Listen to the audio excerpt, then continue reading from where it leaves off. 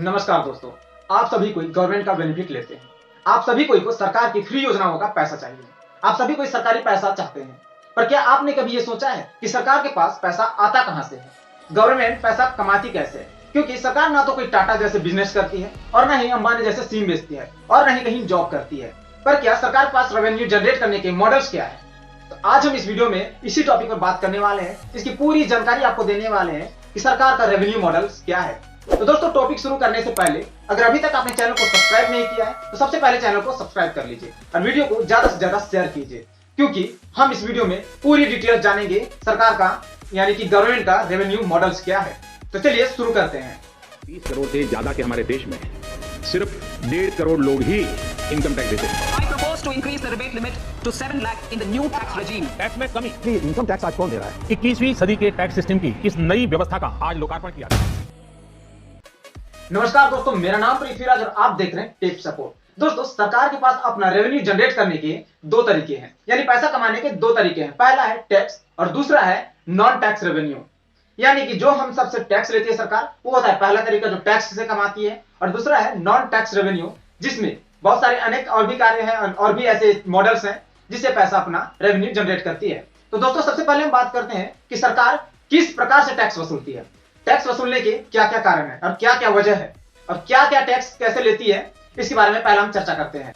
दोस्तों, सरकार जो हमसे टैक्स वसूलती है वह दो प्रकार के होते हैं। पहला है डायरेक्ट टैक्स और दूसरा इनडायरेक्ट टैक्स। अगर हम उसे हिंदी में कहें तो प्रत्यक्ष और अप्रत्यक्ष टैक्स होता है।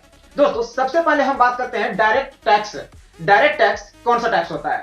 दोस्तों, डायरेक्ट टैक्स वो टैक्स होता है जिसे आप सीधे तौर पर सरकार को देते हैं, जैसे इनकम टैक्स। आप जो पैसा आयकर विभाग को देते हैं वह सीधे सरकार के खाते में जाता है।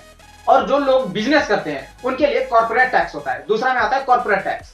वो कॉर्पोरेट टैक्स वो लोगों के लिए होता है, जैसे आम लोगों के लिए हम इनकम टैक्स भरते हैं, उसी तरह कॉर्पोरेट टैक्स सिर्फ बिजनेसमैन वालों के लिए होता है। बड़ा बिजनेसमैन नहीं, जो छोटा बिजनेस जिसके मंथली 1 लाख रेवेन्यू हो गया, जो मंथली 50,000 का रेवेन्यू जो बिजनेस करते हैं, जो सामान बेचते हैं, वो भरते हैं कॉर्पोरेट टैक्स।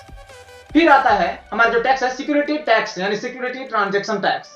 दोस्तों, ये सिक्योरिटी ट्रांजेक्शन टैक्स क्या होता है?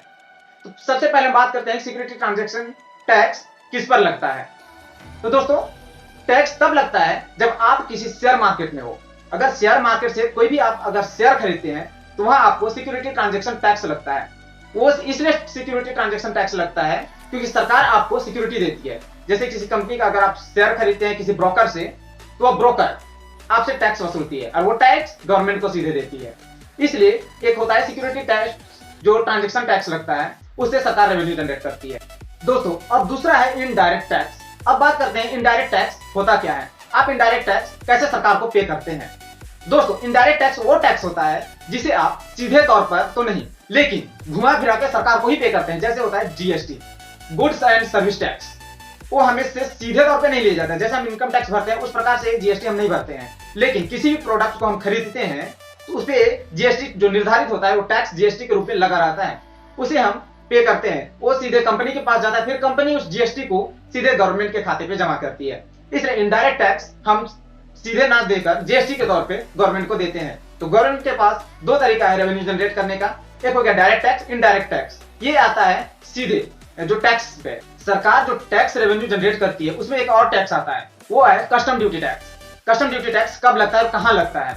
दोस्तों, कस्टम ड्यूटी टैक्स जो विदेशों में जो प्रोडक्ट बनता है और वो प्रोडक्ट जब हमारे देश में आके बिकता है, उस पर कस्टम ड्यूटी टैक्स लगता है। वो टैक्स कब लगता है? जब हम जो भी प्रोडक्ट विदेशों में मैन्युफैक्चरिंग होता है, उसके बाद जब हमारे देश में बिकने के लिए इंपोर्ट किया जाता है, कोई प्रोडक्ट को हम अपने देश से बाहर यानी विदेशों से जो इंपोर्ट करते हैं, उसमें इंपोर्ट के दौरान सीधे कस्टम ड्यूटी टैक्स लगता है। वो होता है दूसरा एक और मॉडल हो जाता है सरकार को रेवेन्यू जनरेट करने का। ये सभी आ जाते हैं टैक्स पर। दोस्तों, सरकार टैक्स के जरिए तो पैसा अपना रेवेन्यू जनरेट करती ही है, लेकिन सबसे बड़ा मॉडल एक और है, वो है नॉन टैक्स रेवेन्यू। दोस्तों, नॉन टैक्स रेवेन्यू के अंदर आने वाले बहुत ऐसे सरकार की स्कीम्स हैं, बहुत सारे ऑप्शंस हैं। उसमें से हम कुछ ऐसे कारण को जानेंगे जो आपको समझ में आए और आसानी से समझ सकते हैं आप उसे।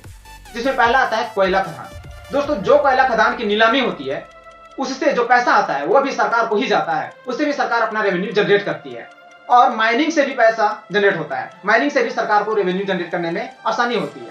माइनिंग का नीलामी होती है, माइनिंग का कॉन्ट्रैक्ट निकलता है, उस कॉन्ट्रैक्ट के लिए जो पैसा जमा किया जाता है, कॉन्ट्रैक्ट के का पैसा जो लगता है, जैसे भी एक एग्जांपल बता दें, एक माइनिंग निकला, उस माइनिंग में सरकार जो कॉन्ट्रैक्ट निकाली है उसके लिए निर्धारित तय किया गया है 10 करोड़।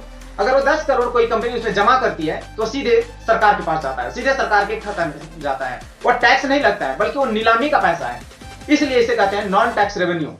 यार नॉन टैक्स रेवेन्यू भी बहुत बड़ा मॉडल है सरकार का जो रेवेन्यू जनरेट करती है। यही दोनों मॉडल्स के जरिए जो पैसा रेवेन्यू जनरेट करती है उसी को जनता पे खर्च करती है, नए नए स्कीम्स लाकर, नई नई योजनाओं को पास करके, जिससे आम जनता को आसानी होता है, उसके लाभ मिलता है। दोस्तों ये थी सरकार की रेवेन्यू जनरेट करने का तरीका। ये दोनों मॉडल से सरकार पैसा कमाती है और आम जनता पर खर्च करती है। दोस्तों ये वीडियो आपको कैसा लगा मुझे कमेंट में जरूर बताइए, और वीडियो पसंद आए तो वीडियो को लाइक जरूर कीजिएगा। और अभी तक आपने मेरे चैनल को सब्सक्राइब नहीं किया है तो सबसे पहले चैनल को सब्सक्राइब कर लीजिए। सब्सक्राइब करने से आपका तो कुछ नहीं जाता है, लेकिन इससे मुझे बहुत बड़ी हेल्प मिलती है।